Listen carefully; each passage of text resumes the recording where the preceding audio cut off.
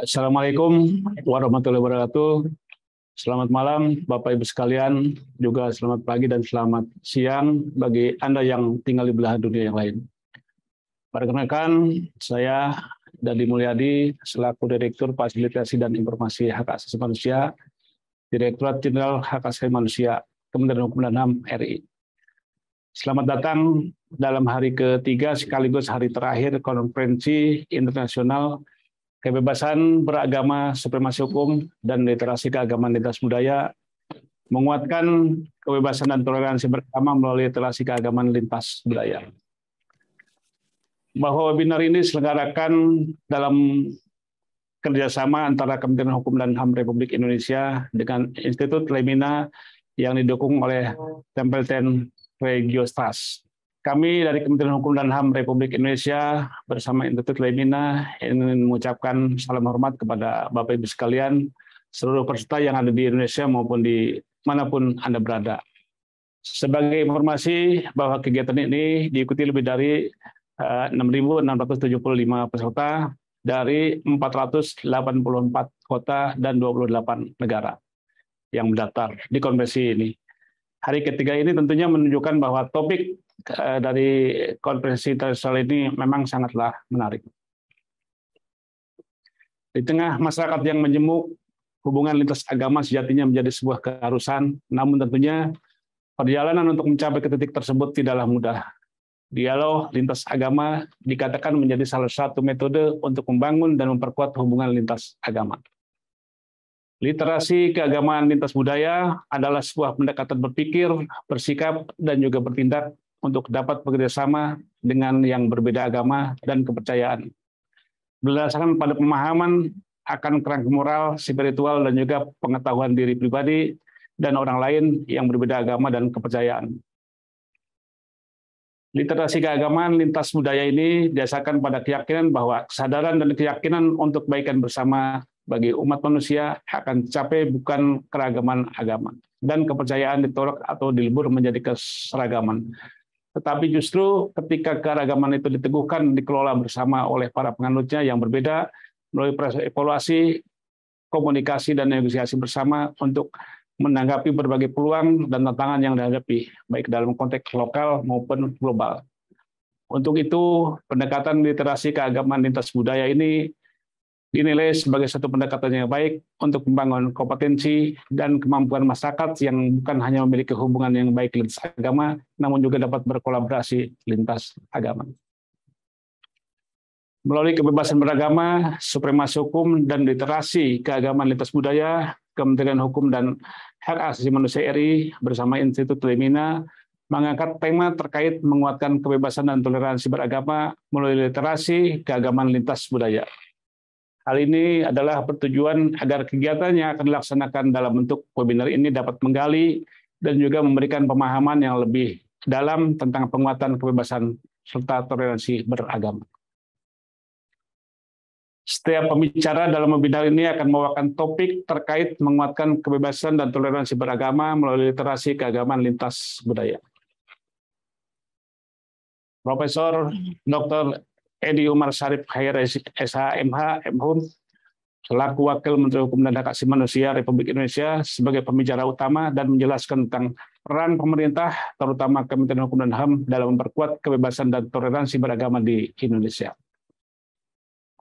Kemudian Profesor Dr. M. Amin Abdullah, selaku Dewan Pengarah Badan Pembinaan Ideologi Pancasila, akan menyampaikan tentang konsep dan pendekatan LKLB dalam penerapannya pada masyarakat. Serta Profesor Catherine Marshall, selaku Vice President G20 Interfaith Association, akan menjelaskan pengalaman di berbagai negara tentang peran literasi keagamaan dalam memperkuat kebebasan dan toleransi beragama. Dan juga narasumber berikutnya adalah Tina Ramirez selaku Founding and President of Hardware Global akan memaparkan pengalaman beliau dalam mengimplementasikan LKLB melalui pendidikan di Irak dan memperkuat kebebasan beragama dan toleransi. Serta Dr. Farid F. Sonang, MA, selaku Kepala Bidang Pembinaan dan Pelatihan Masjid Istiqlal, akan menyampaikan upaya memperkuat kebebasan dan toleransi beragama melalui pelaksanaan program LKLB di Indonesia. Kemudian Wahid Kusak selaku Presiden of the Love Your Neighbor Community akan menyampaikan bagaimana upaya yang telah dilakukan di Uzbekistan, Kazakhstan dalam memperkenalkan dan implementasikan LKLB dalam memperkuat kebebasan dan toleransi beragama.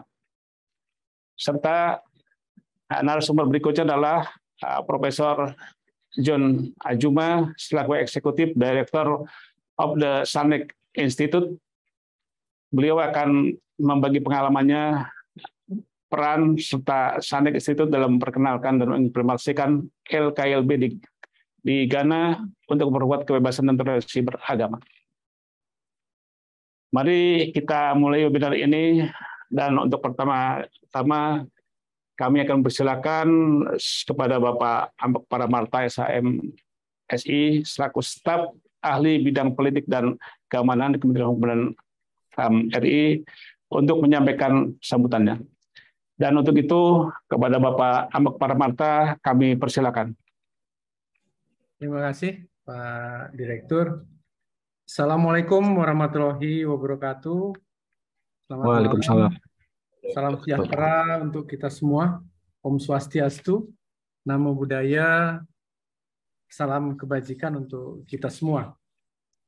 Yang kami hormati Bapak Wakil Menteri Hukum dan Hak Asasi Manusia, Bapak Profesor Dr. Edi Omar Sarip Yarie. Yang kami hormati Senior Fellow Institut Lemena, Bapak Dr. Alwi Shihab. Dewan Pengarah Badan Pembinaan Ideologi Pancasila, BPIP, Bapak Profesor Dr. M. Amin Abdullah. Yang saya hormati Bapak Direktur Jenderal Hak Asasi Manusia, Bapak Dr. Mualimin Abdi. Vice President G20 Interfaith Association, Profesor Catherine Marshall.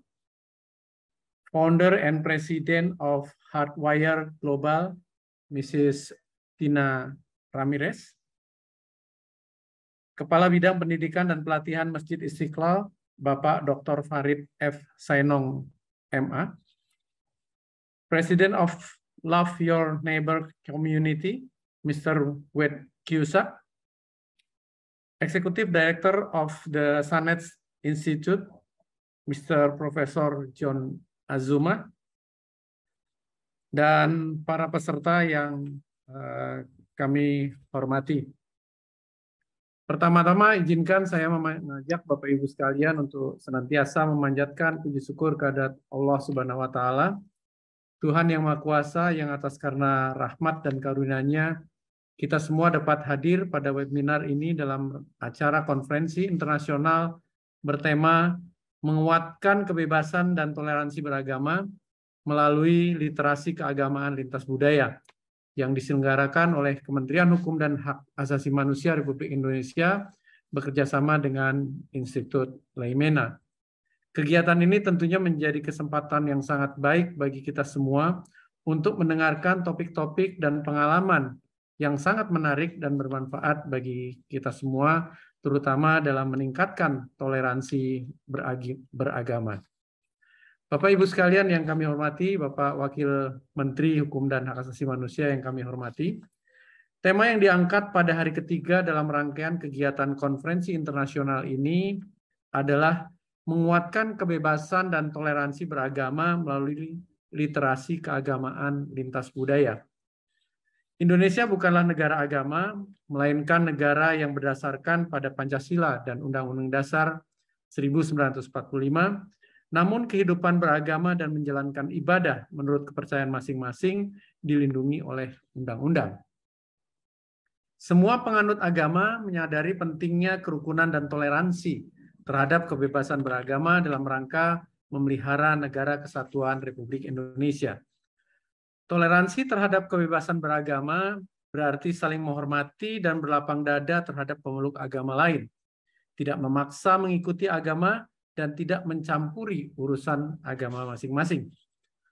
Tujuan dari toleransi beragama adalah membuat suasana atau situasi yang harmonis serta meningkatkan persatuan dan kesatuan dengan berbagai keragaman antar suku, ras, bahasa, dan agama. Pemerintah tentunya mempunyai tanggung jawab bagaimana pemenuhan hak dari masing-masing pihak dapat terpenuhi. Dengan memberikan keleluasaan dan memastikan semua warga negara mendapatkan kebutuhannya untuk beribadat sesuai agama dan kepercayaannya masing-masing. Itulah salah satu cara kita agar dapat memahami dan menghormati satu sama lain sebagai penerapan dari keyakinan kita sendiri. Bapak Wakil Menteri yang kami hormati, Bapak Ibu sekalian yang berbahagia.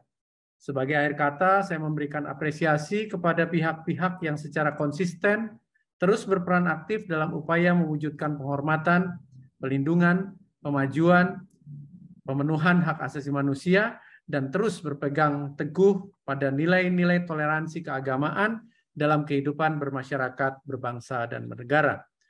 Ucapan terima kasih kepada seluruh pembicara, baik dari dalam maupun luar negeri, yang berkenan memberikan materi dan pengalaman-pengalaman yang diberikan, baik lintas agama. Kami yakin kerukunan beragama dapat tercipta dengan cara berkolaborasi dengan berbagai pihak, dengan membuka ruang diskusi dengan melibatkan berbagai lintas sektoral akan meminimalisir friksi yang ada dalam kehidupan kita sehari-hari.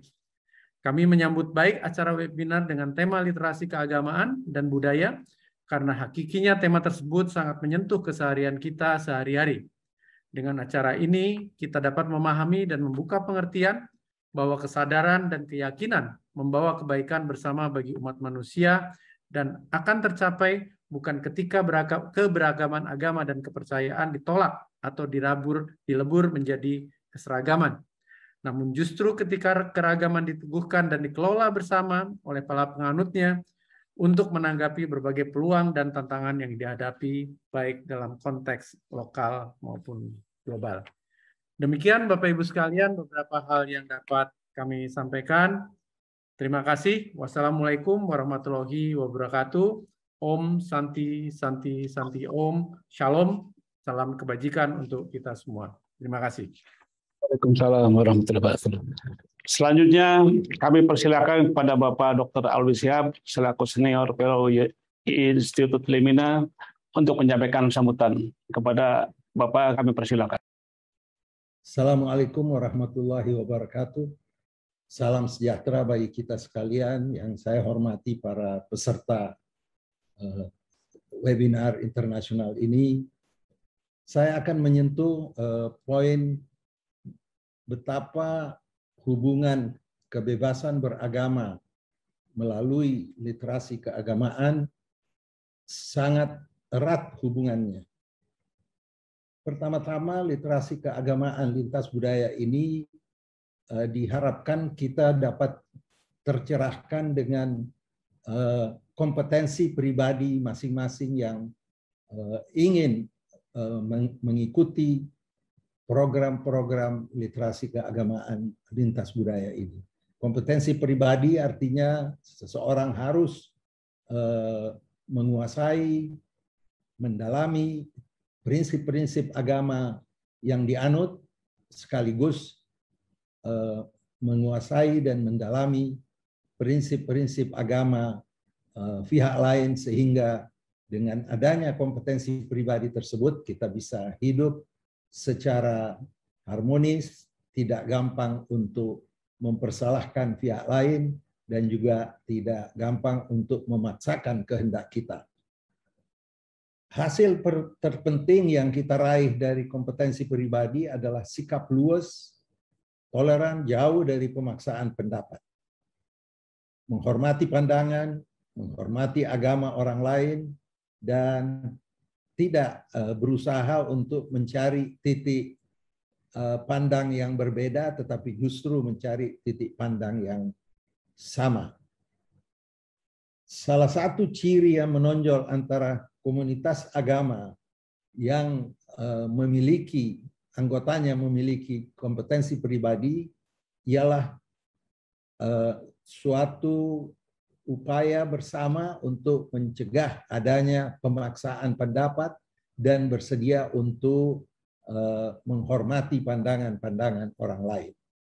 Kalau kita melihat agama-agama besar, baik monoteistik maupun yang lain, tidak ada satupun di antara agama tersebut yang menganjurkan, apalagi mengajarkan untuk kita memaksakan pandangan kita ke pihak orang lain atau komunitas orang lain.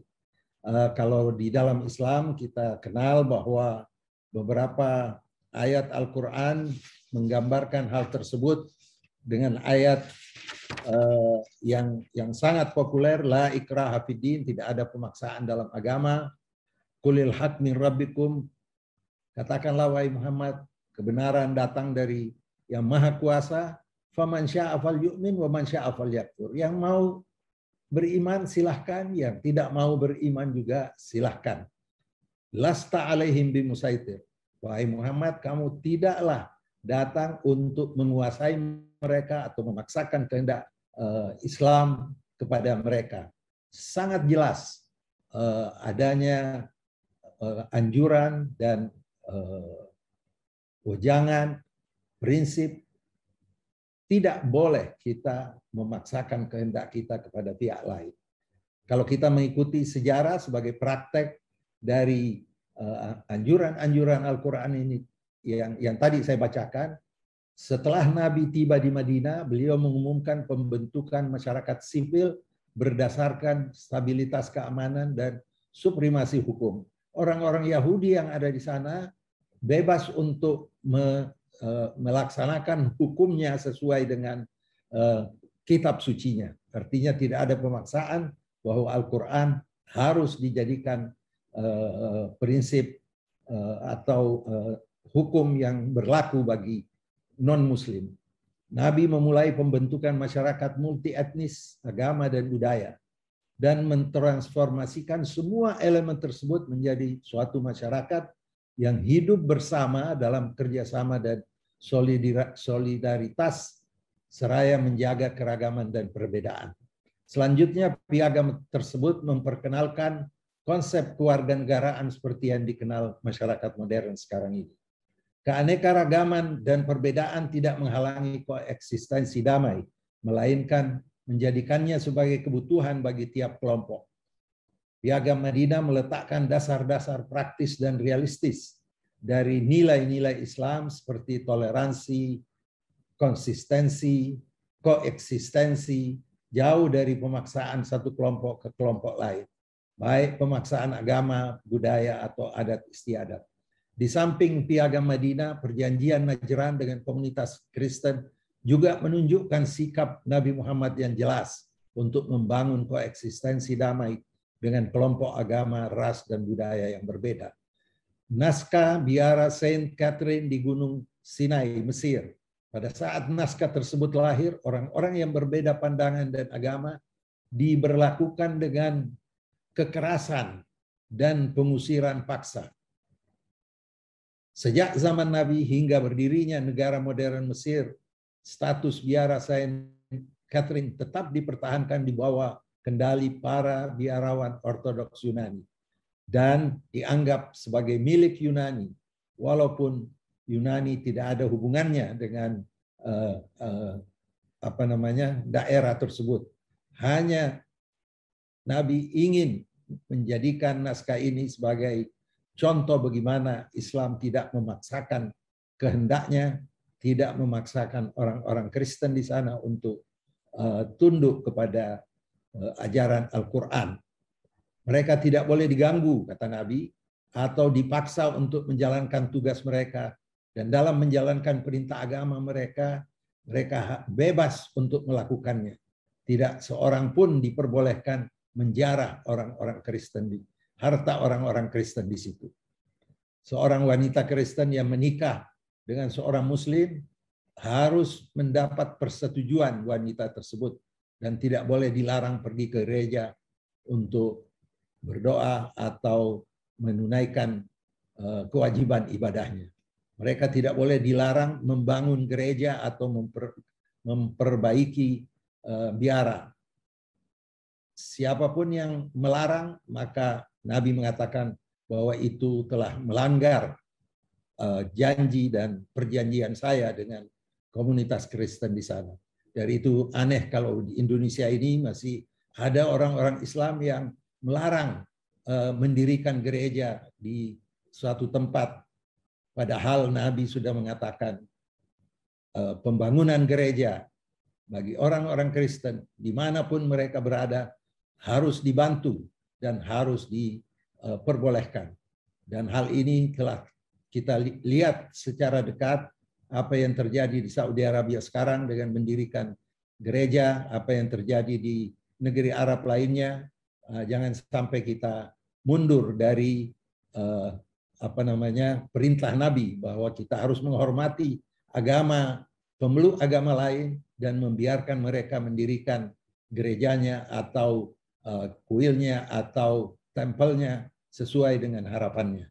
Contoh terakhir adalah dokumen Aliyah atau jaminan keamanan Khalifah Umar bin Khattab terhadap penduduk Yerusalem pada tahun 638 setelah melalui perang panjang. Khalifah Umar menaklukkan Aliyah dan menulis fakta perlindungan terhadap gereja dan harta benda Kristen. Fakta ini dianggap sebagai salah satu dokumen penting dalam membangun konsep toleransi, koeksistensi, penghormatan terhadap keragaman dan kesucian kebebasan beragama dan hak untuk menjalankan keyakinan seseorang terlepas dari agama dan budaya mereka masing-masing. Ketiga dokumen di atas merupakan landasan ideologis untuk cara komunitas Muslim hidup berdampingan dengan komunitas-komunitas agama lainnya. Akhirnya kita ingin menjadikan apa yang khususnya komunitas Muslim, apa yang menjadi kewajiban komunitas Muslim adalah menghidupkan kembali nilai-nilai ini dan menerapkannya dalam masyarakat kita. Mari kita jadikan kandungan nilai-nilai di atas tidak hanya tersimpan di perpustakaan-perpustakaan belaka, tapi hendaknya diterapkan dalam perilaku kita. Maka dari itu kembali lagi prinsip kompetensi pribadi adalah suatu jalan yang tepat untuk kita bisa membangun suatu budaya yang harmonis antara segenap komunitas keagamaan yang ada di negeri tercinta ini. Sekian, wassalamualaikum warahmatullahi wabarakatuh. Terima kasih kepada staf ahli bidang politik dan keamanan Kementerian Hukum dan HAM RI, Bapak Kepada Marta, SHMSI, dan juga kepada Bapak Dr. Alwi Shihab selaku Senior Fellow Institute Rimina yang telah membuka acara resmi acara ini melalui sambutan yang telah disampaikan. Setelah ini, satu pembicara kunci dan 6 narasumber akan menyampaikan paparannya. Dan setelah selesai pemaparan dari para pembicara kunci ke 6 narasumber, maka akan ada sesi tanya jawab. Selanjutnya dipersilakan kepada Bapak Profesor Dr. Edi Umar Syarif Hiyari, SHM HUB, selaku Wakil Menteri Hukum dan Hak Asasi Manusia Kementerian Hukum RI, selama 10 menit. Kepada Bapak kami persilakan. Makasih. Yang saya hormati Direktur Jenderal Hak Asasi Manusia Dr. Muhammad Abdi, staf ahli bidang keamanan Kementerian Hukum dan Politik dan Keamanan Bapak Ambek Paramata, Bapak Dr. Alwi Shihab, Dewan Pengarah Badan BPIP, Profesor Amin Abdullah, Vice President G20 Interfaith Association, Prof.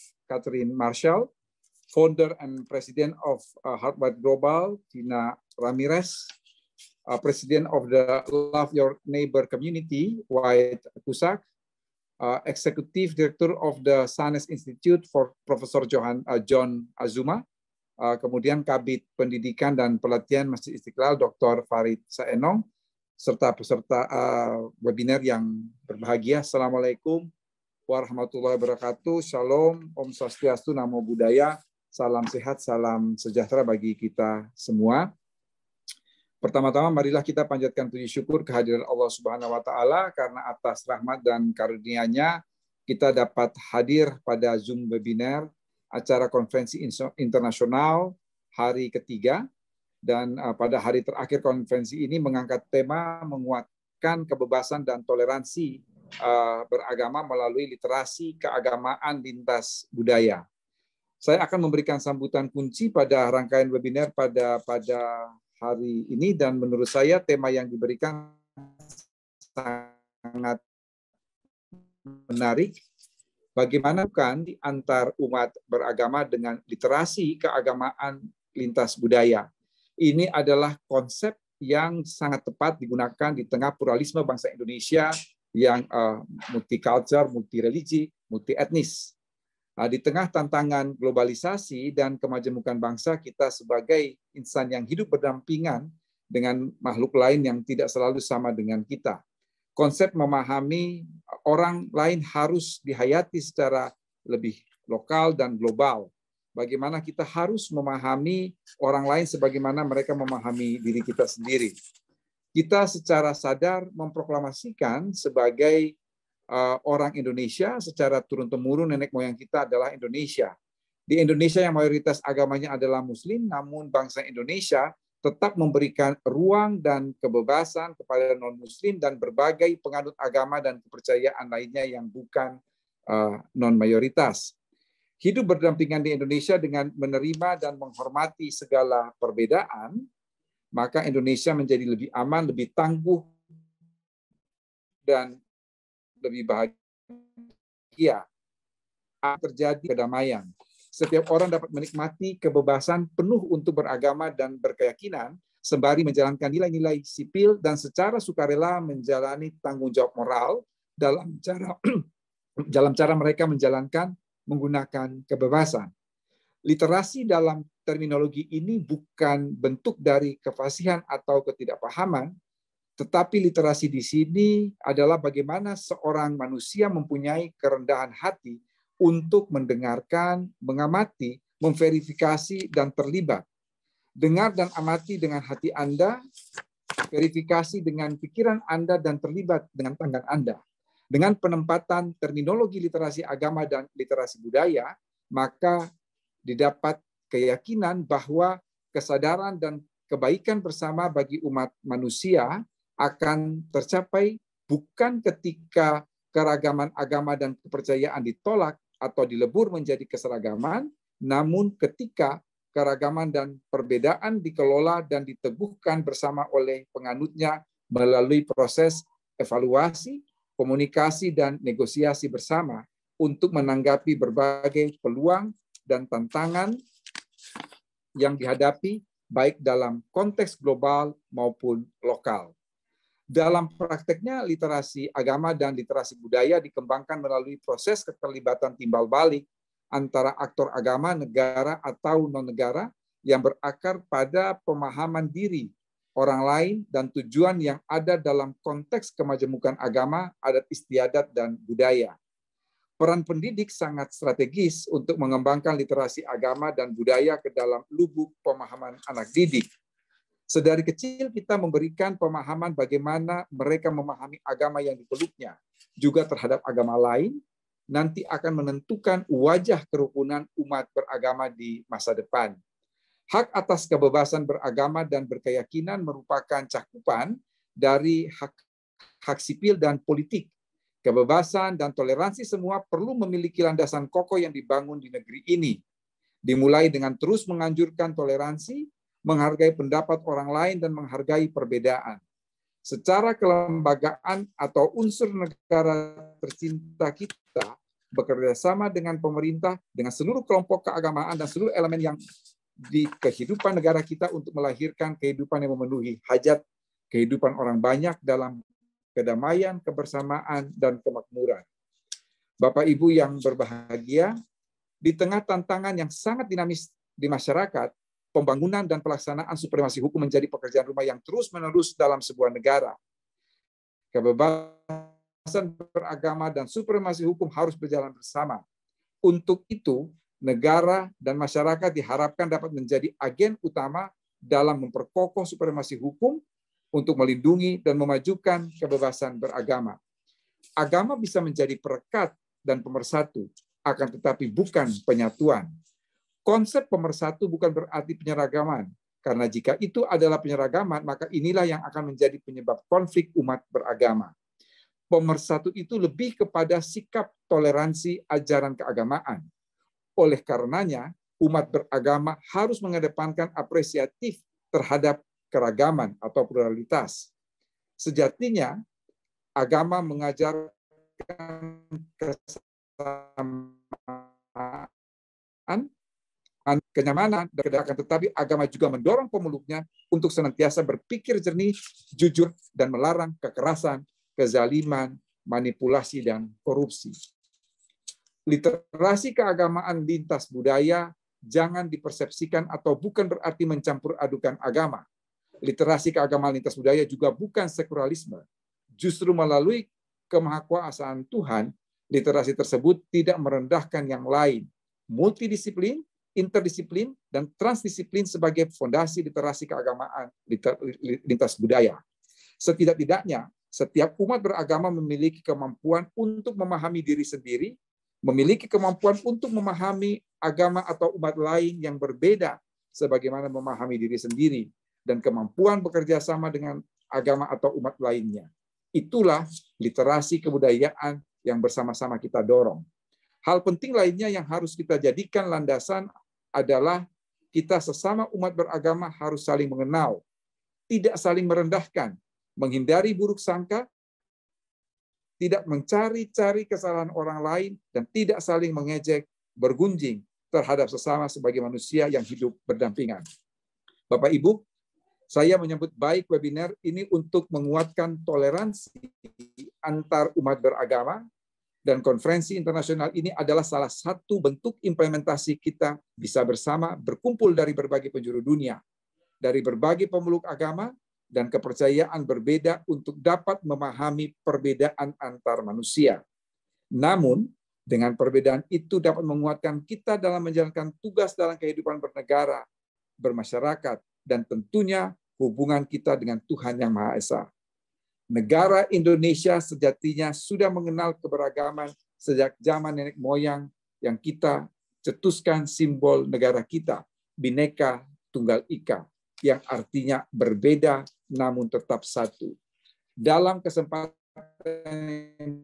baik ini, marilah kita kembali kepada filosofi negara kita untuk menghormati kebinekaan di setiap sendi kehidupan, dengan semangat kebinekaan bahwa bukan satu penghalang untuk menciptakan keharmonisan dan kemuliaan di mata manusia dan Tuhan Sang Pencipta. Dengan adanya rasa apresiasi terhadap kebinekaan, maka akan terwujudlah rasa kemanusiaan yang beradab, seperti pada sila kedua, memperlakukan manusia dengan adil seperti sila kelima, dan terwujudlah kesatuan seperti pada sila ketiga. Oleh karena itu, kebanyakan agama menuntut setiap umat beragama agar bisa bergaul dan berdiskusi dengan umat yang beragama lain. Tidak manusiawi jika ada suatu kekerasan atau kejahatan yang bertujuan untuk memaksakan agama kepada orang lain. Karena yang namanya agama adalah sebuah keyakinan yang dipercayai oleh masing-masing orang. Demikianlah hal yang dapat saya sampaikan. Saya memberikan apresiasi yang setinggi-tingginya kepada panitia dan berbagai pihak yang sudah bekerja bagi terselenggaranya rangkaian kegiatan ini. Juga kepada seluruh pembicara yang berkenan memberikan materi dan berdiskusi dalam konferensi internasional pada hari ini. Semoga kegiatan ini dapat memberikan pemahaman yang lebih dalam hal peran seluruh unsur yang ada di negara ini dalam memperkokoh persatuan dan kesatuan bangsa tercinta. Billahi taufiq wal hidayah. Wassalamualaikum warahmatullahi wabarakatuh. Shalom, Om, Santi, Santi, Santi, Om. Sekian dan terima kasih. Saya kembalikan kepada Pak Dadi sebagai moderator. Waalaikumsalam warahmatullahi wabarakatuh. Terima kasih kepada Bapak Profesor Dr. Edi Omar Sharif Harris yang telah memberikan sambutan. Selanjutnya kami ingin mengundang Bapak Profesor Dr. M. Amin Abdullah selaku Dewan Pengarah Badan Pembinaan Ideologi Pancasila untuk memberikan pemaparan. Untuk itu kepada Bapak Profesor kami persilakan. Terima kasih Pak Dedi Mulyadi. Yang terhormat Profesor Dr. Edi Harris, Wakil Menteri Kemhukum, Profesor Alwi Shihab, Bapak Ambek Paramarta, para panelis semua dari dalam negeri maupun luar negeri, seluruh peserta virtual conference. Assalamualaikum warahmatullahi wabarakatuh. Shalom, Om Swastiastu, Namo Buddhaya, salam sejahtera, salam kebajikan untuk kita semua, Rahayu dan Rahayu. Malam ini saya diminta untuk bicara tentang tema tentang konsep pendekatan LKLB, literasi keagamaan lintas budaya dalam penerapannya di dalam masyarakat. Untuk sekedar refresh bahwa kemarin 2 hari kita bicara tentang religious freedom, kemudian human dignity, hari kedua, semuanya juga sepakat bahwa ada kesepakatan internasional dan juga kesepakatan nasional yang menjunjung tinggi religious freedom dan human right serta the dignity of human being, al-karomah al-insaniyah. Saya kira kesepakatan internasional seperti Universal Declaration of Human Rights, International Convention on Civil and Political Rights, dan lain sebagainya. Kemudian jaminan konstitusional dari Indonesia sendiri, dari tanah air adalah Undang-Undang Dasar 1945. Di situ ada pasal 28E tentang ayat kebebasan beragama, kemudian Undang-Undang Dasar pasal 29 tentang kebebasan beribadah, kemudian juga KUHP pasal 156 tentang menghindari permusuhan, penyalahgunaan, penodaan, dan lain sebagainya. Belum lagi penetapan presiden, kemudian peraturan menteri, macam-macam aturan-aturan yang sudah ada. Cuma kendalanya apa? Nah, ini saya akan bicara tentang kendala. Ada 2 saya lihat ada kendalanya. Dari segi dokumen internasional maupun nasional saya kira udah bagus sekali. Tetapi di lapangan ada 2. Yang pertama adalah kontestasi. Kontestasi pada level pemahaman, pada level kognitif sebetulnya, yaitu ide universalitas dan ide relativitas. Ada kelompok konservatif ideologis, ada kelompok konservatif tekstualis, ada kelompok moderat, dan ada kelompok liberal. Nah, itu sebetulnya yang bertarung di dalam memahami tentang religious freedom, human right, dan lain sebagainya. Kelompok konservatif ideologis jelas sekali dia menyatakan bahwa ya universalitas HAM termasuk religious freedom adalah nilai-nilai barat yang bertentangan dengan agama, dalam hal ini Islam. Nah, ini pertentangan antara individualistis dengan komunalitas. Sedang yang konservatif tekstualis itu tidak menolak HAM universal sepenuhnya, tetapi menolak hegemoni barat. Begitu kata-kata mereka. Jadi mereka lalu membuat apa yang disebut Islamic Universal Declaration of Human Rights. Nah, ini saya kira penting kita tahu pola-pola itu. Kelompok moderat ya ada kompatibilitas universalitas prinsip HAM dan relativitas prakteknya di lapangan. Belum lagi yang kelompok liberal perlu interpretasi yang fundamental tentang prinsip ajaran-ajaran agama. Nah, yang kedua, ini yang lebih berat saya kira. Yang kedua itu kalau hukum itu ada 3 elemen, ada substansi, ada struktur, dan ada budaya. Nah, dari ketiganya itu ternyata budaya dan kesadaran masyarakat dalam mempraktekkan aturan hukum menjadi kendala terberat dimanapun saya kira, termasuk di tanah air. Substansi dan struktur hukum dapat dirumuskan secara tertulis dan diundangkan dalam dokumen negara. Namun pelaksanaannya di lapangan tergantung pada budaya dan kualitas pendidikan masyarakat. Nah, di situ lalu ketika kita masuk budaya, maka di sini peran LKLB menjadi penting. Gitu. Jadi bagaimana konsep dan pendekatan literasi keagamaan lintas budaya? Ada 3 konsep yang penting di dalam LKLB. Yang pertama kolaborasi. Yang ketiga, kompetensi kolaborasi itu yang sangat ditekankan, kompetensi pribadi di dalam memahami agama masing-masing dan memahami, mengerti agama yang lain juga begitu, meskipun pola-pola dasarnya, dan ada kompetensi komparatif itu. Jadi sebetulnya 3 kompetensi itu yang diharapkan dari LKLB, yaitu kombinasi antara kompetensi pribadi, artinya kita memahami agama masing-masing, Islam, Hindu, Buddha, dan lain sebagainya, utuh, tidak selektif, tapi utuh. Tapi kemudian kita juga melihat di lapangan bahwa di sana agama macam-macam, tidak hanya yang kita anut, nah disitulah komparatif, itu perlu ilmu pengetahuan dan kompetensi kolaboratif. Nah, kolaboratif tadi Pak Menteri, Wakil Menteri sudah menyebut hati nurani. Nanti saya akan menyebut di bagian berikutnya. Bisa 2 menit lagi, Prof. Siap. Oke, kemudian nah inilah penerapannya di lapangan. Jadi penerapannya di lapangan itu hindarilah truth claim, hindari sifat apologetik, hindari perasaan lebih hebat dari yang lain, superioritas. Kemarin Prof. Mahfud sudah menyebut itu, at-tafawuqiyah itu.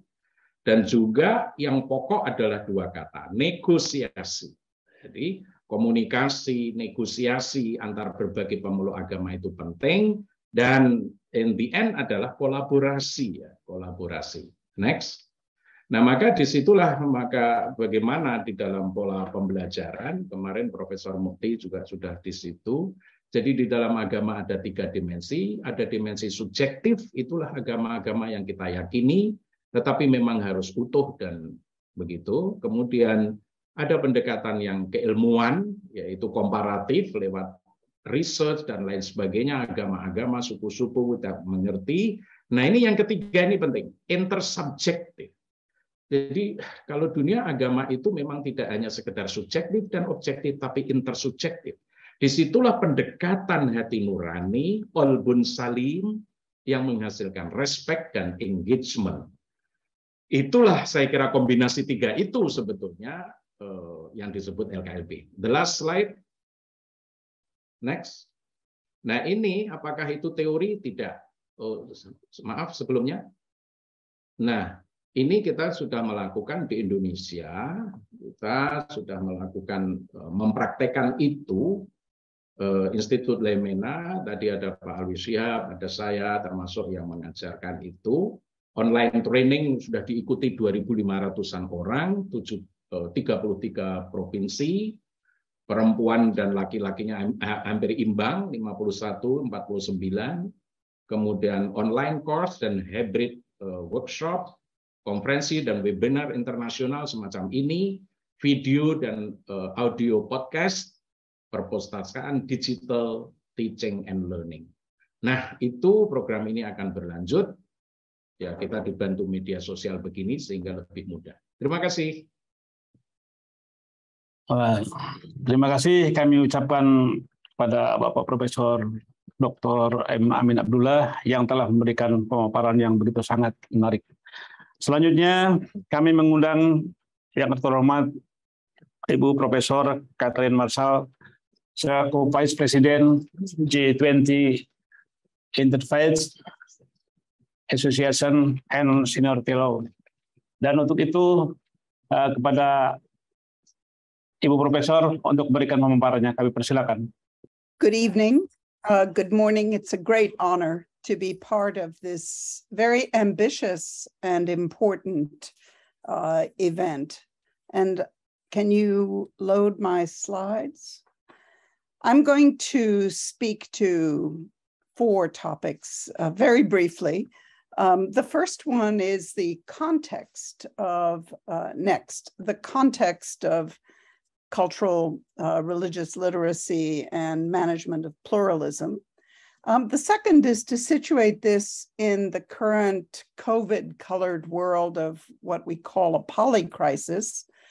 Third, I want to talk about some of the specific religious dynamics of diversity. And finally, some questions about leadership for plural dynamic societies. And one of the themes is that we and many others are looking very much to Indonesia for its leadership. Next. One of the features, next slide, one of the features that we have to keep in mind is context, context, context. It's always very important. There's tremendous diversity among countries in the way that they are diverse and in the way that they manage it, the way they look to common purpose and citizenship. But it's a good starting point to remember that diversity and pluralism in their modern forms are very much features of modernity, that in the past, the expectation was that people would simply conform to the norms of society. We're now in societies where there's dynamism, change, constant change, and where diversity is a feature. And this is true at the very global level, and it's also true at the very local, and even at the level of families. But you have such a wide range of situations. Diversity, all our research shows, is a virtue and a gift. Diversity in biology is the critical aspect of survival. And in many ways, that's true for humanity. There are many forms of diversity: ethnic, religious, class, culture, geography. And all of that is intertwined. But one of the features, one of the challenges we face is that diversity, the research and the evidence and wisdom, religious wisdom, other wisdom, shows that in the longer term, diversity is healthy and good for societies. But managing diversity in the short term is, we should be very honest, a serious challenge. Next slide. So we are living now in the midst of what people are calling a polycrisis, an enormous crisis. And the COVID-19 pandemic has put that challenge forward. I'll come back to that in a second. But there seems to be a new crisis every day. And it is one that is termed by some a polycrisis: environment, economics, social conflict, religious tensions, nuclear threats, war, the challenges of peace. All of these are critical issues. And it is a time when Indonesia has a very special leadership role as the 2022 chair of the Group of 20 countries, which has as its primary responsibility and focus management of global crises. So the spotlight is very much on Indonesia. Next slide. I'm going to read you a quotation by Arundhati Roy, who's a literary figure, Indian literary figure, but I think that this challenge that she puts to us is a very apt one. Historically, pandemics have forced humans to break with the past and imagine their world anew. This one is no different. It is a portal, a gateway between one world and the next. We can choose to walk through it, dragging the carcasses of our prejudice and hate, our avarice, our data banks and dead ideas, our dead rivers and smoky skies behind us. Or we can walk through lightly with little luggage, ready to imagine another world, and ready to fight for it. So as we look to the religious dimension, these aspects are in reality intertwined with the other aspects of diversity. And in fact, religious diversity and engagement is much less researched than ethnic, geographic, even cultural. But it clearly is very critical. And there are very good examples of interreligious harmony and cultural literacy, not as many as we would like, but there probably are even more bad examples. And they're very different forms, even in the United States, where I'm based now. The ways in which different Izin, cities, Prof. New York, Saya 2 menit lagi, Prof. New York and Chicago, 5 minutes, okay, have very, very different forms of diversity. So sometimes they border on each other, neighborhoods, and sometimes they're very distinct. But I want to highlight that in the 30 to 50 countries that we consider fragile states, and in situations of crisis, like the ones, the poly crisis that we face now, some of these issues of diversity become much more complex. And during the COVID pandemic, we have indeed seen a serious worsening of the religious relationships, despite countless efforts at interreligious harmony, dialogue, and action. So what we're looking for, and the cultural literacy is at the heart of this, is purposeful strategic engagement. So we need to know, we need to have a mapping, understand the landscapes, to engage the different worlds. We need development strategies that are an example of the challenge. We should never forget education, which is the beginning and in many ways the end. It is continuing education through life, where religious literacy is really the core of what we're looking at. And it does involve learning by engaging and engaging in learning.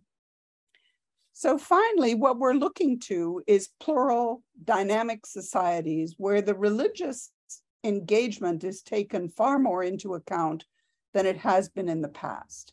And this requires a framing and reframing of common values, a never-ending process, but also creating and nurturing a belief in different forms of diversity and tools to advance it. We're looking for robust approaches on religious engagement that go well beyond tolerance into respect, but also willingness to deal with difficult issues. Some say that interreligious dialogue keeps repeating the first mile of showing caring for each other. We need to go well beyond into the second, third, and fourth mile of interreligious engagement, which is a central part of this. And we all need to fight the parochial tendencies, the human tendency of otherization. We're looking in many ways at constructive, loving competition, where there is a place for all, but where that place means engagement, not just living in silos. And the moment that Arundhati Roy is referring to with the COVID culture is what we call a kairos moment of grace and opportunity. Thank you very much.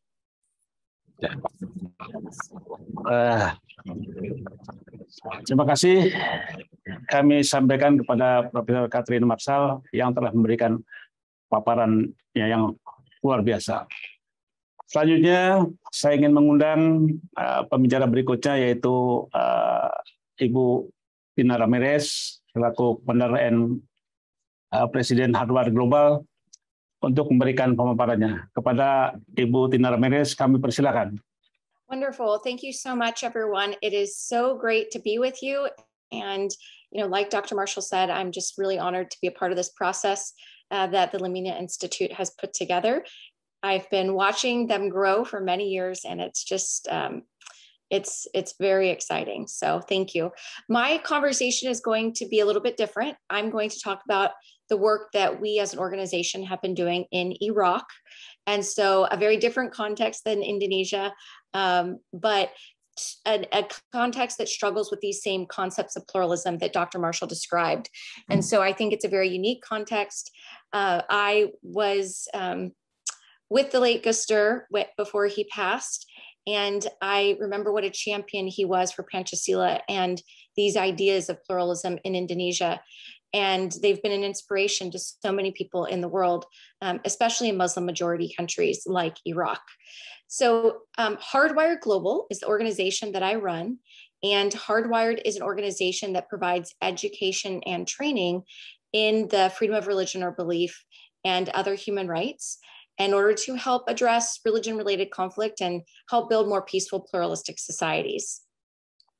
We work in a number of countries, from Iraq to Lebanon and other parts of the Middle East to areas in North Africa and other parts of Africa like Sudan, South Sudan, and Nigeria, and then parts of Europe as well. And so the work is very broad.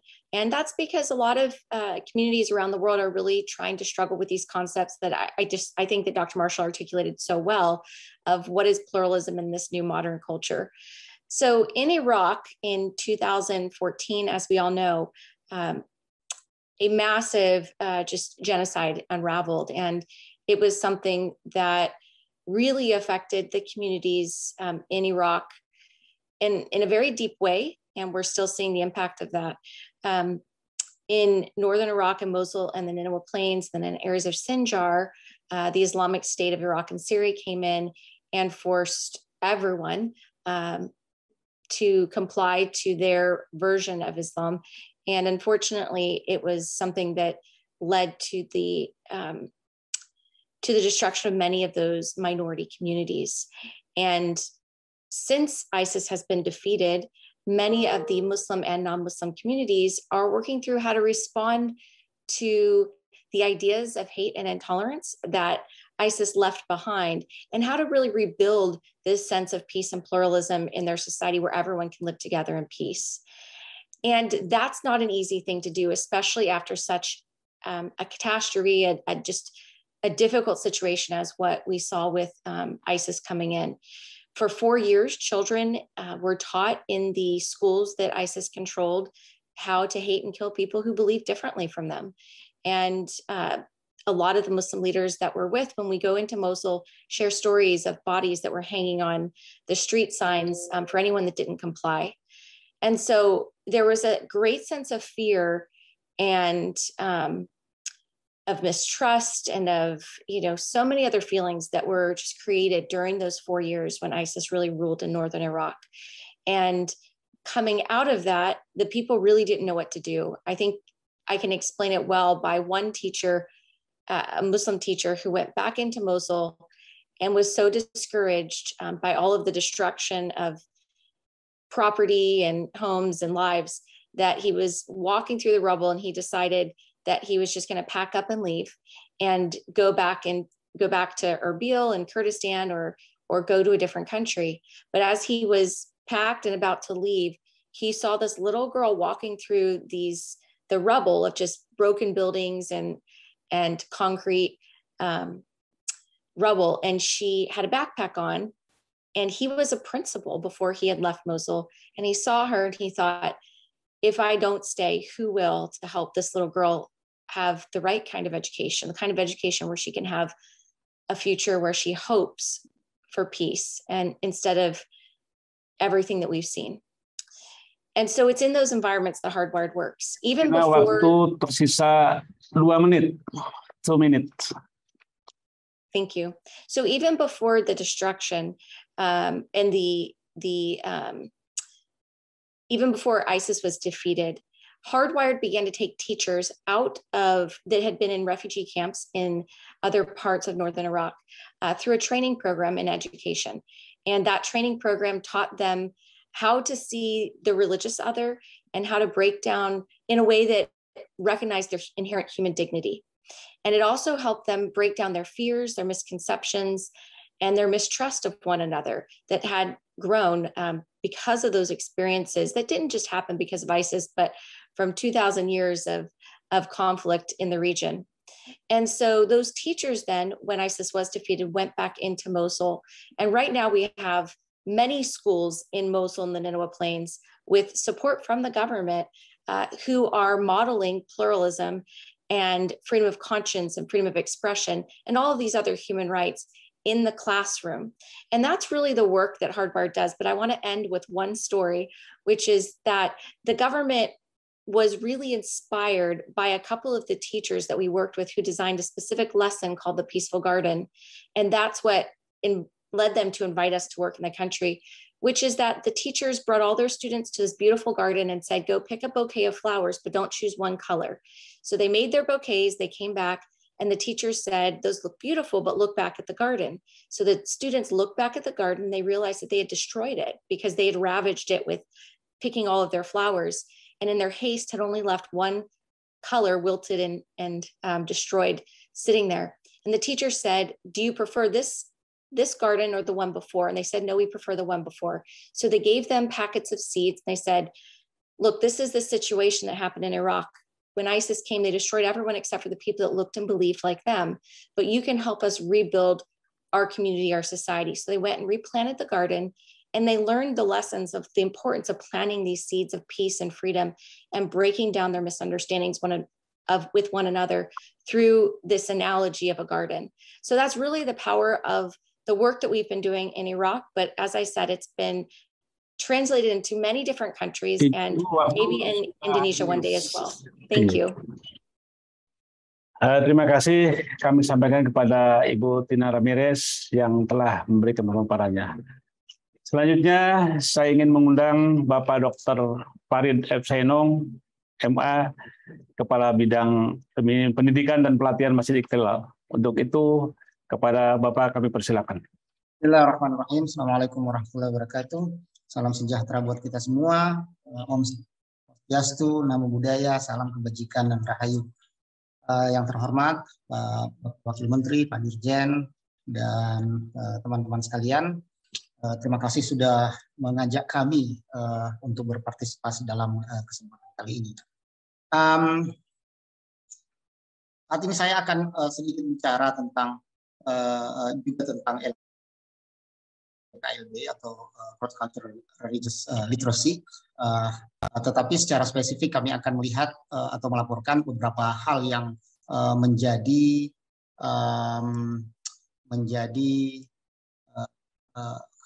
concern dan kemudian hasil dari beberapa kegiatan yang kita lakukan di Indonesia khususnya melalui beberapa kerjasama dengan antara Masjid Istiqlal dan Laimena Institute.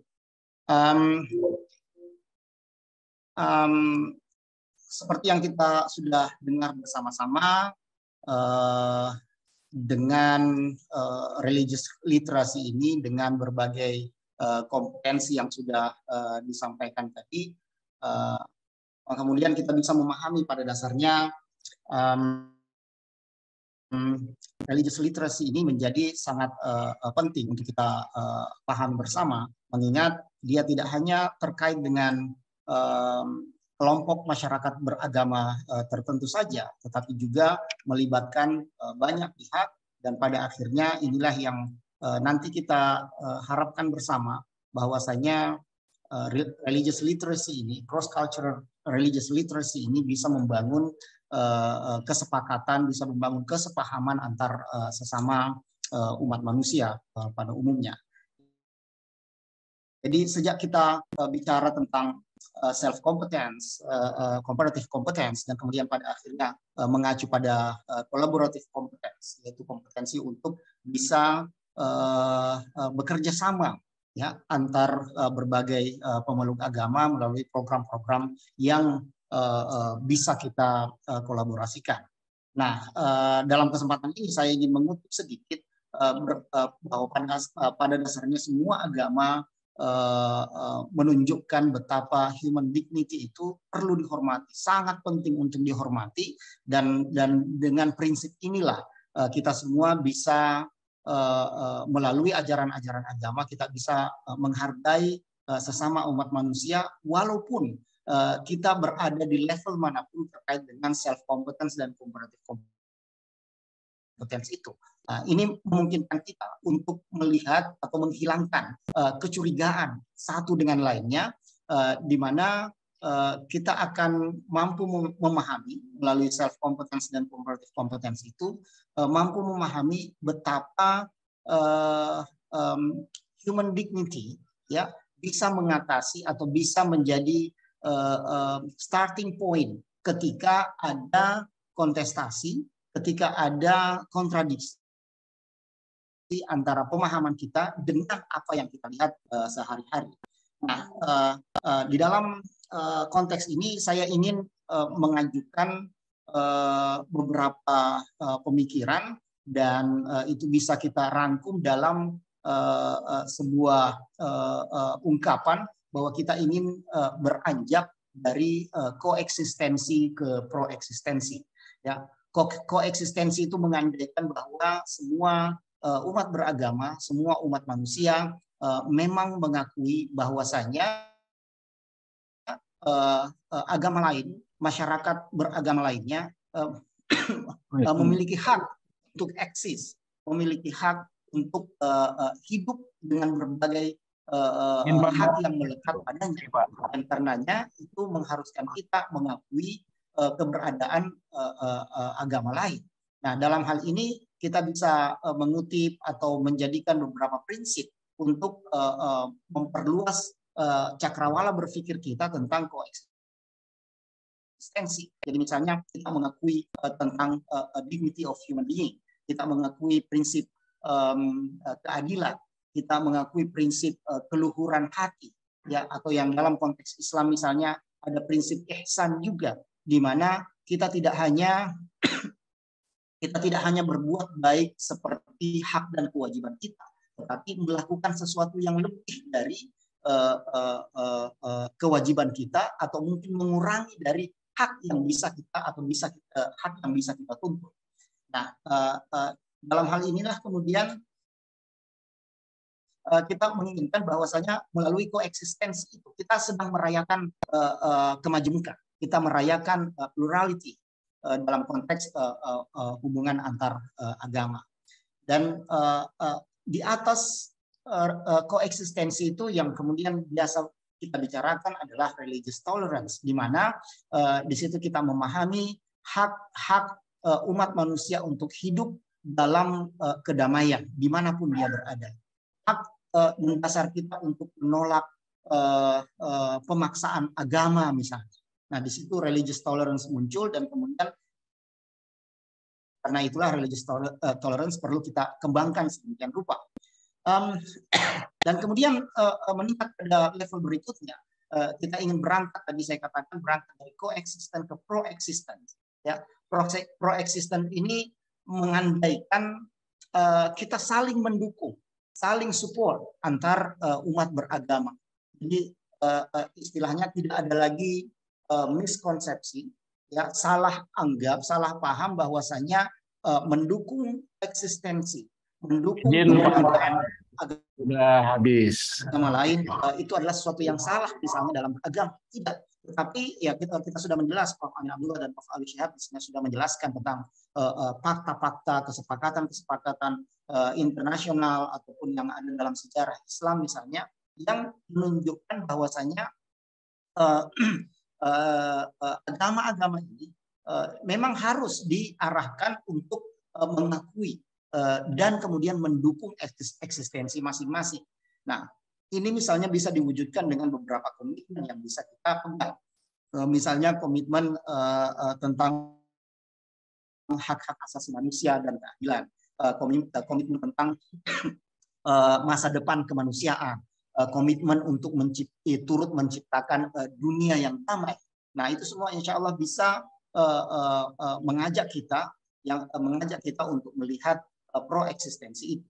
Nah, dalam konteks inilah collaborative competence menjadi sangat penting, di mana collaborative competence itu bisa kita lihat melalui contoh-contoh yang ditunjukkan oleh religious elites, ya, para pemimpin-pemimpin agama. Mereka bisa duduk bersama membicarakan apa saja yang misalnya mensupport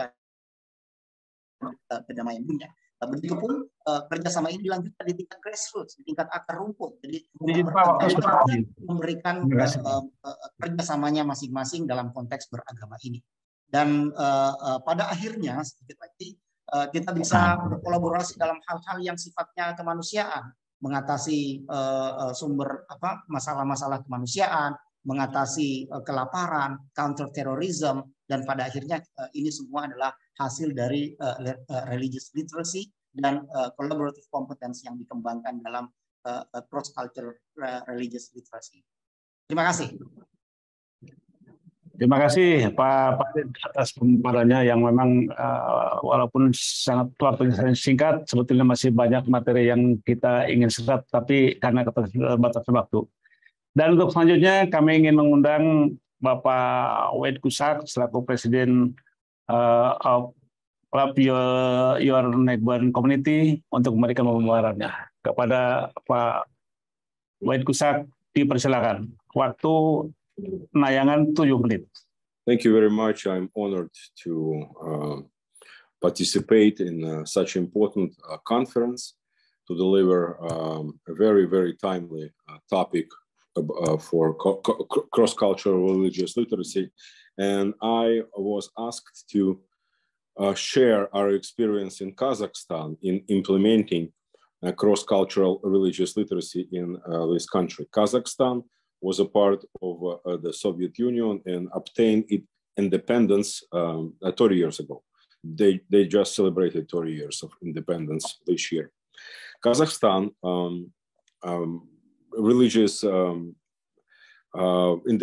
obtained its independence in 1991 and had a period of more than a decade of pretty low restrictions on religious freedom. However, the religiously motivated radicalization and violent extremism started springing out in Kazakhstan in the 1990s. The primary response of the Kazakhstan government to the rise of religiously motivated extremism was the strengthening of religious law and suppression of religious minorities and heavy control and manipulation of religious majority. All such approaches not only endanger religious freedom, but also worsen the security situation. The international advocacy organizations from the other side, their responses to the strict legislation and freedom of religion and belief violations in Kazakhstan are frequently shaming and blaming, demanding sanctions, and so on and so forth, without very often consideration of the internal and external trends of any engagement improvement strategy for the freedom of religion and belief development. If such approach utilized alone, it can exacerbate the situation. The solution is to embed what we call covenantal pluralism philosophy and its practical elements, which are cross-cultural religious literacy and multi-faith relationship building to the fabric of the society. Cross-cultural religious literacy provides a solid foundation for developing a strategy to combat radicalization, unite religious communities, strengthen social cohesion, create a bottom-up response for religious law liberalization, and prepare the government to respond positively to this request, top-down. Cross-cultural religious literacy enable cooperative, respectful, and constructive engagement across differences. Beginning in 2018, the government of Kazakhstan has become more receptive to the idea of religious law liberalization, in part due to the realization that its severe restrictions have angered peaceful religious communities and benefited corrupt government law enforcement officials, all against a backdrop of religious illiteracy and high level of corruption. Although Kazakhstan's progress toward religious freedom and liberalization of legal codes has faced several internal and external factors that may jeopardize the progress, nevertheless, its fragile freedom, religious freedom development should be bolstered with the grassroots efforts by equipping citizens with the knowledge and tools to build a cohesive society effectively oppose religious radicalization and advocate for liberalization of religious life. Such efforts will create an alternative way to exercise religious freedom responsibly, shattering the stereotypes and creating a unified voice that will be stronger and more authoritative in calling for changes to laws and policies on religion to bring them in line with international standards. The implementation of a cross-cultural religious literacy program already bear tangible results in Kazakhstan. For example, the Muslim Spiritual Board of Kazakhstan and Association of Evangelical Churches agreed to cooperate, and literally last week, a week ago, they co-moderated and co-hosted a workshop on religion and rule of law, and for the law enforcement and government officials, and a conference on religion and security in Central Asia. And they collaboration continued, and we're now in the process to expand our partnership and expand opportunity to implement cross-cultural religious literacy curriculum into the academic institutions here in Kazakhstan. So we're looking forward pretty optimistically and hoping to to present more results the next year. Thank you. Terima kasih kami sampaikan kepada Bapak Wenkusak yang telah memberikan pemaparannya. Dan selanjutnya kami mengundang narasumber berikutnya, yaitu Bapak Profesor John Ajuma selaku Eksekutif Direktur Sanet Institute untuk memberikan pemaparannya. Untuk itu kami persilakan. Thank you. I hope you can hear me. In my culture, when you are asked to speak as the last person, it means they want you to say the best things. And that puts pressure on me now. I'm asked to speak about Africa. And Africa is the continent where Islam and Christianity are almost 50-50.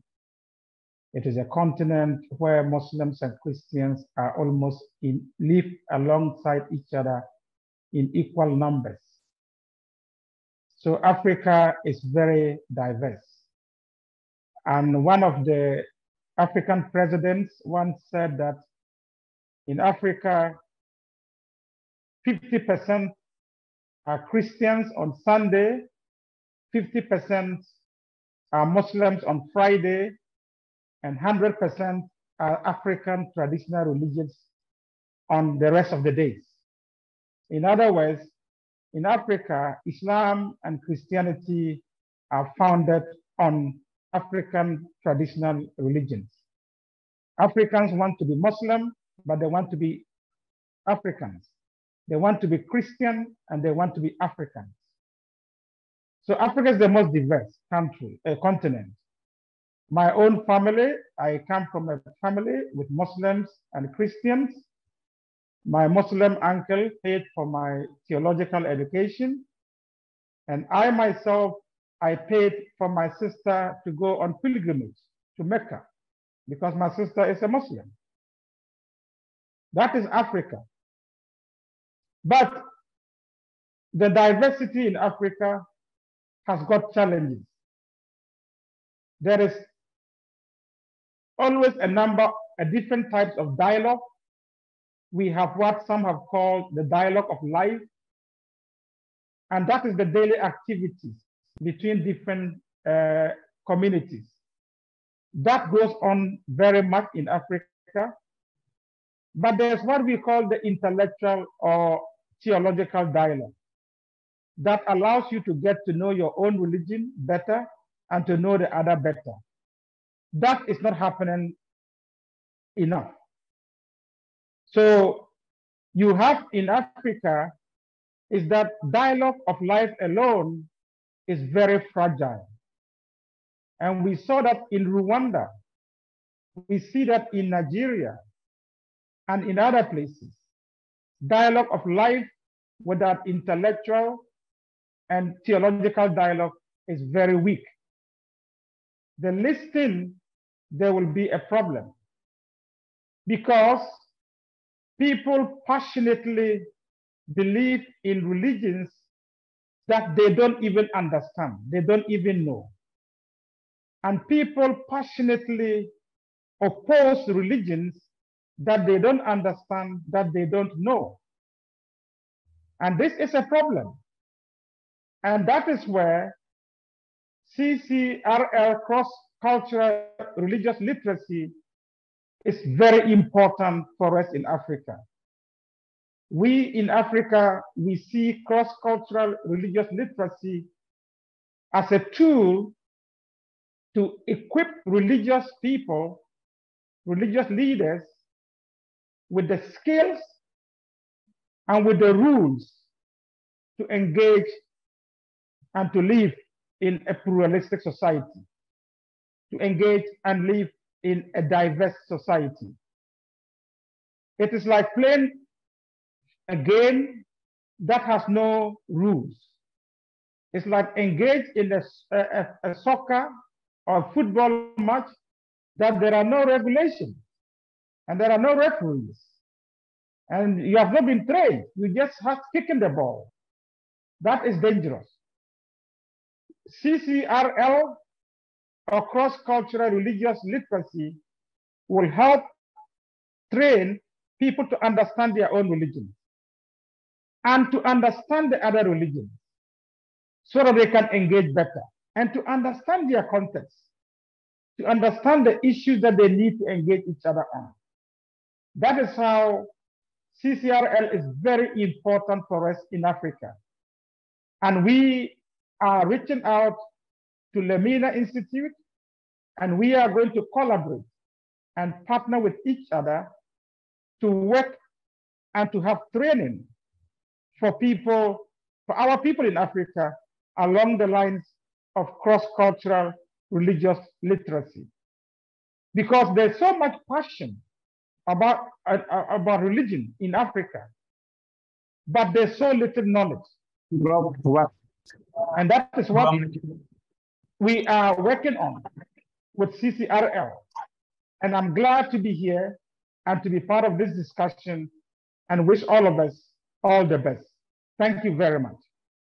Terima kasih atas pemaparannya Pak Profesor, yang mungkin untuk malam ketiga ini merupakan hal yang satu luar biasa, di mana narasumber bisa hadir semua untuk memberikan pemaparannya.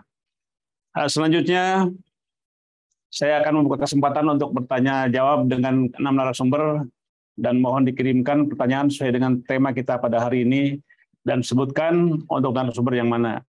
Dan pertanyaan dapat ditulis dalam bahasa Indonesia ataupun Inggris di kotak tanya jawab. Tim kami akan membacakan pertanyaan yang masuk untuk masing-masing narasumber secara bergiliran, dan setiap pertanyaan yang dibacakan akan langsung dijawab satu persatu. Setiap pertanyaan diharapkan dapat dijawab dalam waktu maksimal 3 menit. Dan untuk itu, kepada tim PIC, panitia, untuk membacakan pertanyaan yang akan disampaikan kepada Bapak Profesor Dr. M. Amin Abdullah. Kepada tim PIC kami persilakan untuk membacakan pertanyaannya. Oke, terima kasih. Dari Bapak Subarno Wijatmaja untuk Prof. Amin Abdullah.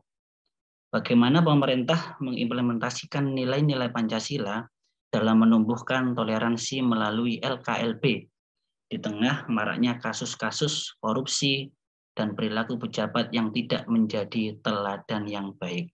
Terima kasih. Terima kasih. Selanjutnya kepada Pak Profesor M. Amin Abdullah, dipersilakan. Baik, terima kasih Pak Subarno.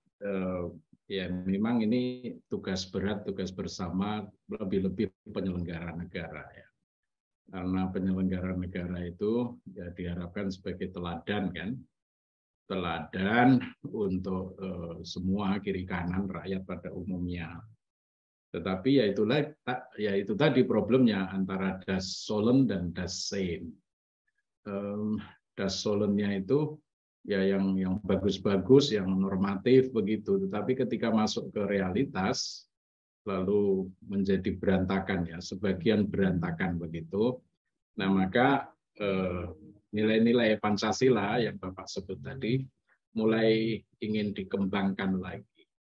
Nah belakangan ini kita kan agak repot ya, karena ya salah satunya mungkin ya bahwa pendidikan Pancasila itu sudah hampir 10-15 tahun tidak ada di dalam pendidikan anak-anak. Nah ini ingin dikembangkan. Saya kira Mas Menteri Mas Nadiem mulai lagi mengingatkan pentingnya itu, dan bulan Juli atau bulan September ini sudah mulai lagi dikembangkan.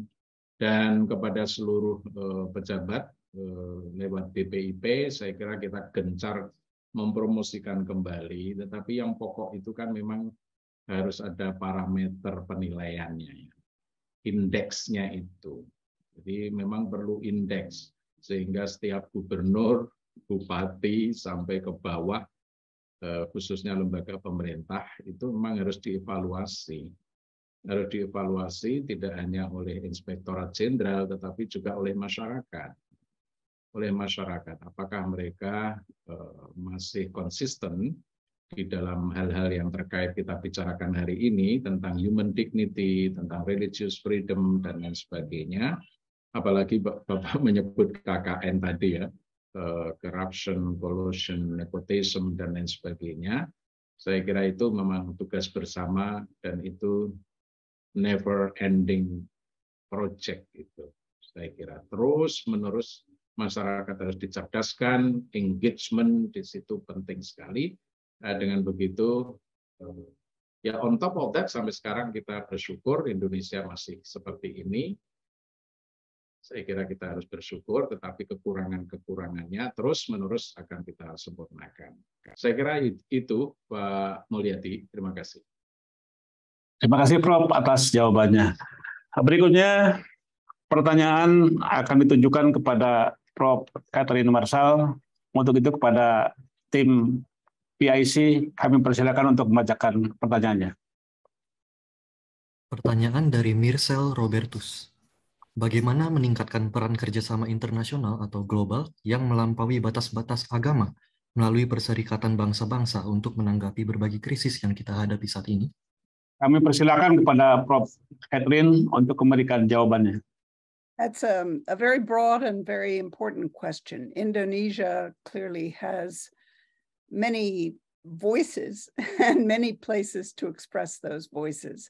I think the most immediate and the most pertinent is the upcoming mid-November summit of the world's powers in Bali, where the agenda is essentially the survival of countries all over the world following the COVID crisis, but also the food crisis, conflict, and it will also be an opportunity for Indonesia to guide the next steps in dealing with the planet, the planetary crisis. So it's an extraordinary opportunity, and a lot of weight is placed on it. But Indonesia contributes in very important ways to the world's interreligious bodies. It's very vocal and has a distinctive experience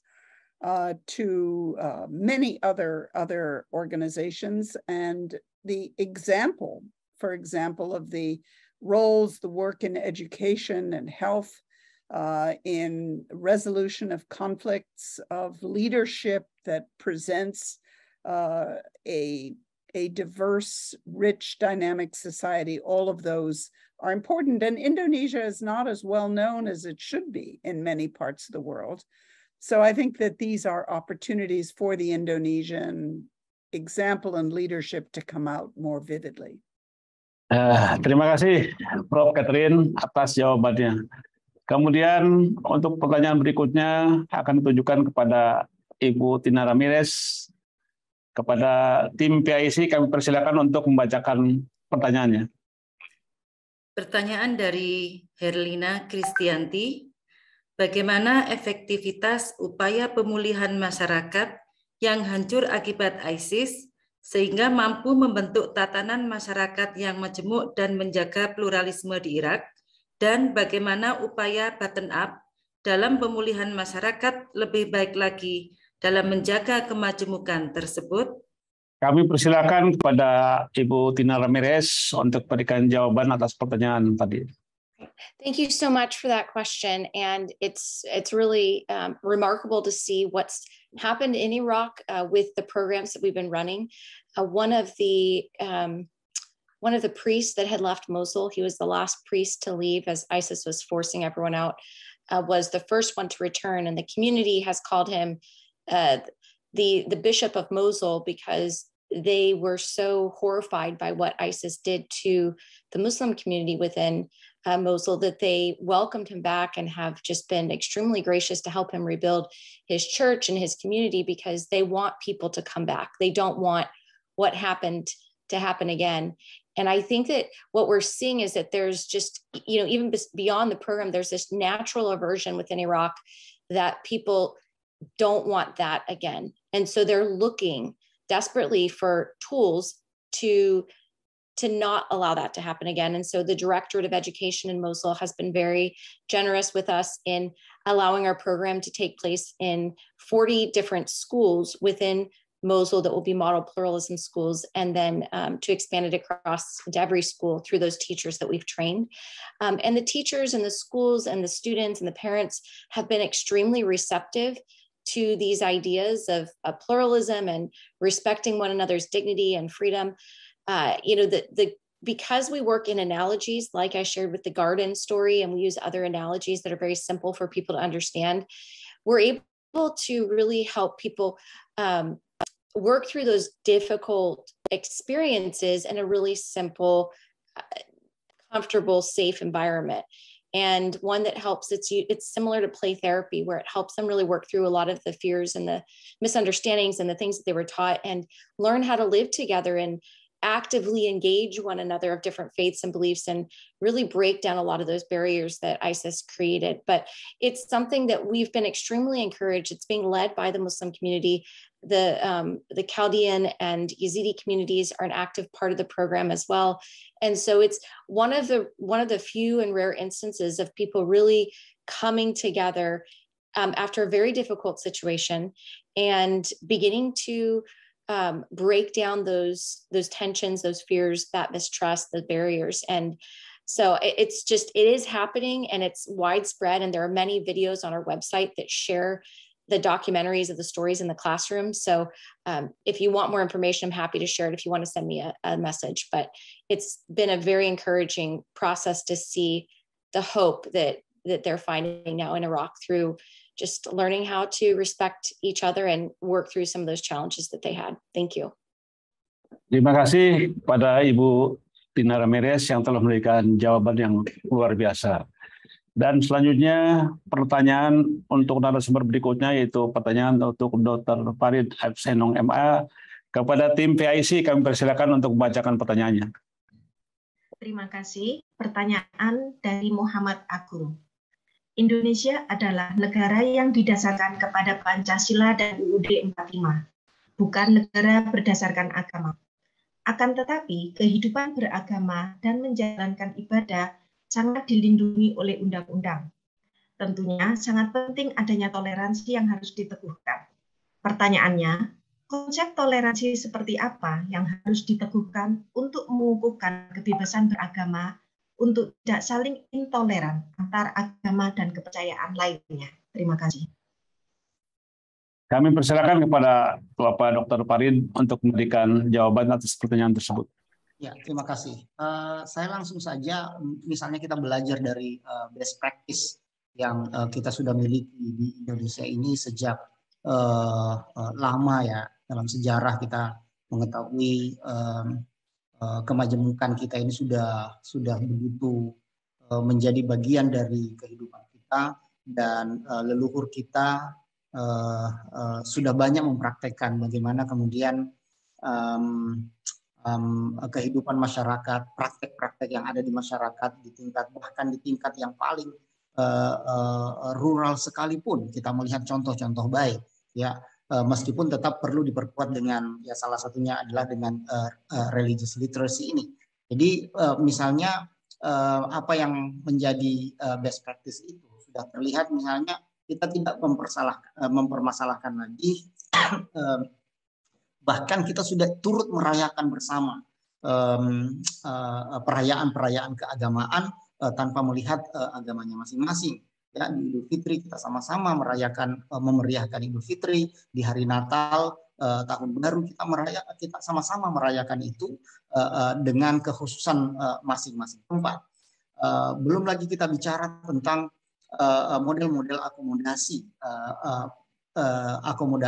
lokal, ya, baik agama-agama dunia yang berdatangan ke Indonesia ataupun agama-agama lokal yang bermunculan di Indonesia, semua saling mengakomodir kearifan-kearifan lokal yang ada di sana, ya, tentu dengan alasan-alasan argumentasi teologis masing-masing, dan itu bisa dipertahankan secara teologis, sama sekali tidak memberikan makna adanya kontradiksi antara teologi atau ajaran-ajaran agama dengan praktek-praktek yang ada di masyarakat. Nah, itu di tingkat akar rumput yang belum melibatkan religious literacy tentunya, ya. Mereka misalnya tidak beralasan ini tidak bertentangan dengan agama atau seperti apa. Nah, tetapi di tingkat yang lebih kualitatif misalnya, ini akan lebih kaya seandainya religious literacy itu juga hadir di benak mereka dan kemudian diaplikasikan dalam berbagai best practice itu. Dan dalam konteks kekinian misalnya, kita bisa ya, ini sudah menjadi desain kita juga dari berbagai institusi yang bekerja sama, ya. Misalnya kita bisa mendesain sebuah kegiatan program semacam youth camp misalnya, di mana para pemuda dari berbagai agama bisa hidup bersama-sama, entah sebulan, entah 3 pekan misalnya, dan semua itu akan saling memberikan pengalaman yang berharga bagaimana hidup dengan orang yang berbeda dengan kita. Nah, masih terlalu banyak masyarakat kita yang tidak punya pengalaman hidup bersama orang yang berbeda dengan kita, dan itu memungkinkan sangat potensial untuk menjadi atau menghasilkan pemahaman-pemahaman yang tidak tepat terkait dengan toleransi beragama. Jadi best practice seperti inilah yang perlu kita terapkan dalam kesempatan-kesempatan kolaborasi di masa akan datang. Terima kasih. Terima kasih Pak Dr. Farid atas jawaban-jawabannya terhadap para penanya. Dan selanjutnya giliran pertanyaan kepada Bapak Wedkusat yang akan disampaikan oleh tim PIC. Kepada tim PIC kami persilakan untuk membacakan pertanyaannya. Baik, terima kasih. Pertanyaan dari Herlina Kristianti. Belajar dari pengalaman di Kazakhstan dalam membangun masyarakat yang harmonis dengan literasi keagamaan dan kebudayaan, apakah ada contoh negara lain yang berhasil diterapkan seperti di Kazakhstan, di mana upaya bottom-up dan akar rumput terlibat dalam membangun masyarakat yang majemuk dan harmonis? Terima kasih. Kami persilakan kepada Bapak Wedkusat untuk memberikan jawaban atas pertanyaan tersebut. Kami persilakan. Thank you. The history of Central Asia consists of many different historical periods where the majority religions were changed. So it was at some point it was Buddhism as a majority religion, then Christianity, later Islam. So the coexistence is actually embedded into the Central Asian nations' DNA. And yes, some other nations in Central Asia are practicing some elements of cross-cultural religious literacy, or what we call cross-cultural religious literacy and constructive cooperation. But now here we're trying to frame all the elements into one curriculum or program, and we're trying to describe what it is in general and in particular, which is very important. So to your question, yes. And before we came with the idea of cross-cultural religious literacy, we found some elements that religious communities already were practicing in Kazakhstan and in all other countries around this, across this region. Terima kasih atas jawabannya Pak Wetkusak. Dan selanjutnya tiba gilirannya pertanyaan yang akan ditujukan kepada Profesor John Ajuma dan kepada tim PIC. Kami persilakan untuk membacakan pertanyaannya. Pertanyaan dari Yohanes Suryadi. Apakah di Afrika yang tadi dipaparkan 50% Kristen, 50% Muslim bisa hidup berdampingan? Apakah masih terjadi gesekan-gesekan dalam kehidupan beragama? Contohnya seperti apa dan bagaimana mengatasinya? Terima kasih. Kami persilakan Prof untuk memberikan jawaban atas pertanyaan tersebut. Yes, I guess the question is to me. Yes, there are skirmishes, there are conflict areas, but there are also a lot of living together and celebrating one another across the continent between Muslims and Christians. The problem is that the conflict areas, like what we have in Nigeria and the Sahel and other parts, that is what is in the headlines. That is what is in the news. That is what the world hears about and hears of. They don't hear, the world doesn't hear about the fact that a Muslim, practicing Muslim, paid for the theological education of a Christian nephew. The world doesn't hear that. The world doesn't hear that. An ordained Christian minister paid the airfare for the sister to go to pilgrimage in Mecca. The world doesn't hear these things. That's the problem that we have. But we have conflict, but there is more living together than there is conflict. Terima kasih atas jawaban yang telah disampaikan oleh Pak Profesor John Ajuma, yang semuanya narasumber jawabannya yang sangat luar biasa. Namun dengan berat hati kita harus menutup sesi tanya jawab ini karena waktu yang telah menunjukkan pukul 20.46. Terima kasih kepada Bapak Ibu sekalian yang telah mengirimkan pertanyaan, dan kami mohon maaf apabila ada pertanyaan yang belum sempat dibacakan. Dan berikutnya kami ingin mempersilakan kepada Bapak Dr. Mualimin Abdi, SHMH, selaku Direktur Jenderal Hak Asasi Manusia, Kementerian Hukum dan HAM Republik Indonesia, untuk menyampaikan sambutan sekaligus menutup seluruh rangkaian konferensi internasional kita selama 3 hari ini. Untuk itu, kepada Bapak Dr. Mualimin Abdi, SHMH, kami persilakan. Terima kasih Pak Moderator, Pak Dadi. Assalamualaikum warahmatullahi wabarakatuh. Salam sejahtera untuk kita semua. Om Swastiastu, salam, namo buddhaya, salam kebajikan untuk kita semua. Yang saya hormati, yang saya banggakan tentunya Pak Wakil Menteri Hukum dan Hak Asasi Manusia, Profesor Dr. Edi O.S. Hiare. Kemudian yang saya hormati staf ahli bidang politik dan keamanan Kementerian Hukum dan Hak Asasi Manusia, Bapak Y. Ambek Paramata. Kemudian Senior Fellow Institut Lemina, Profesor Dr. Alwi Shihab. Kemudian para narasumber yang hadir pada hari ini, baik narasumber yang berasal dari Indonesia maupun narasumber yang berada atau dari berbagai negara yang hadir pada kegiatan hari ini. Kemudian ada juga para direktur di lingkungan Direktorat Jenderal Hak Asasi Manusia dan Sekretaris Ditjen Hak Asasi Manusia yang juga mengikuti kegiatan hari ini.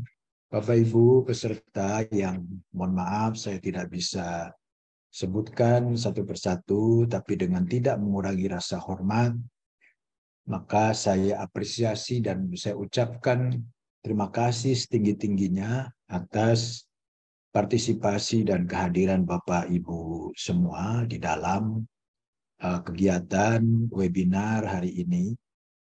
Bapak Ibu yang saya hormati, pertama tentunya kita bersyukur kehadiran Allah SWT, Tuhan yang Maha Kuasa, karena atas karunia-Nya kita diberikan kesehatan di dalam rangka untuk berkumpul pada acara webinar hari ini yang bertemakan tentang kebebasan beragama, supremasi hukum, dan literasi keagamaan lintas budaya yang diselenggarakan oleh Direktorat Jenderal Hak Asasi Manusia, Kementerian Hukum dan Asasi Manusia yang bekerjasama dengan Institut Leimena.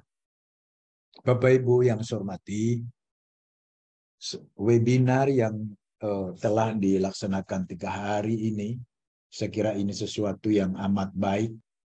Tentunya adalah di dalam menjaga, di dalam kita memupuk terus kebebasan beragama setiap individu, karena kita tahu kebebasan beragama merupakan salah satu hak asasi yang sifatnya non-derogable ya, selain hak-hak yang lain ya, yang tentunya hal ini adalah diatur di dalam fundamental norm di Indonesia, yaitu Undang-Undang Dasar Negara Republik Indonesia.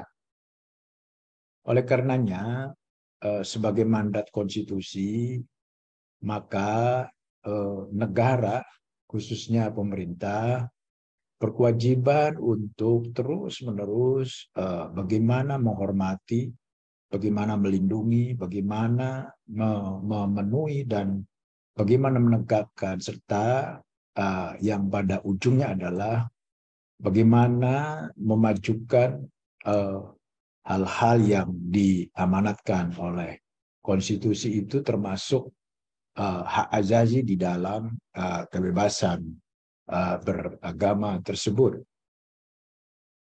Saling menghormati, saling teposiliro, saling menjunjung tinggi agama dan kepercayaan yang diyakini oleh setiap orang. Ini merupakan salah satu pilar di dalam menjaga kebinekaan bangsa Indonesia yang selama ini kita junjung tinggi, sehingga Indonesia menjadi role model di dalam menjaga toleransi antar umat beragama. Bapak Ibu yang saya hormati, seminar atau webinar yang telah dilaksanakan, kita tahu selama 3 hari berturut-turut, saya kira ini menjadi satu hal yang amat baik tentunya, karena kita tahu juga kita mengundang berbagai narasumber yang kompeten tentunya dari lintas agama, dari lintas budaya, dan para ahli hukum di dalam memberikan masukannya yang terkait dengan kebebasan beragama tersebut. Oleh karena itu, saya atas nama pimpinan Direktorat Jenderal Hak Asasi Manusia yang hari ini akan menyampaikan, yang tadi sudah menyampaikan closing remark-nya, tentunya sekali lagi mengucapkan apresiasi, mengucapkan terima kasih yang setinggi-tingginya dari mulai Profesor Mahfud MD selaku Menko Polhukam, Profesor Yasona Haloli selaku Menteri Hukum dan Hak Asasi Manusia, kemudian ada Menteri Agama, kemudian ada narasumber Profesor Rohaini dari KSP, kemudian Bapak Ibu semua yang telah memberikan, kemudian yang terbaru tadi Wakil Menteri Hukum dan Hak Asasi Manusia Profesor Dr. Edio Eshiare, dan Bapak Ibu semua, baik dari lingkungan kementerian, lembaga, maupun narasumber yang tentunya berkompeten baik dari internal Indonesia maupun dari berbagai negara yang terus memberikan kontribusinya di dalam kegiatan webinar hari ini. Oleh karena itu, Bapak Ibu, sekali lagi kami bersepakat dengan para narasumber bahwa webinar hari ini adalah semata-mata dalam rangka memperkokoh, tentunya memperkokoh kebinekaan melalui agama dan kepercayaan yang diyakininya, tentunya di dalam kehidupan berbangsa dan bernegara. Apabila ada satu hal yang sifatnya kasuistis, yang sifatnya kasus per kasus, maka semata-mata saya yakini itu adalah bukan cerminan dari apa yang terjadi di Indonesia. Karena Indonesia kita tahu dari waktu ke waktu telah teruji bagaimana kita saling menghormati, bagaimana kita memberikan saling toleransi antar umat beragama tersebut. Kemudian saya atas nama panitia Direktorat Jenderal Hak Asasi Manusia bekerjasama dengan Institut Lemena memohon maaf apabila di dalam penyelenggaraan ini ada kekurangan satu dan hal. Saya kira ini adalah merupakan salah satu ciri dan salah satu kelemahan dari setiap manusia. Tapi sekali lagi kami mohon maaf sebesar-besarnya, dan sepanjang selama 3 hari ini menurut catatan saya bahwa webinar ini telah berjalan dengan baik dan lancar.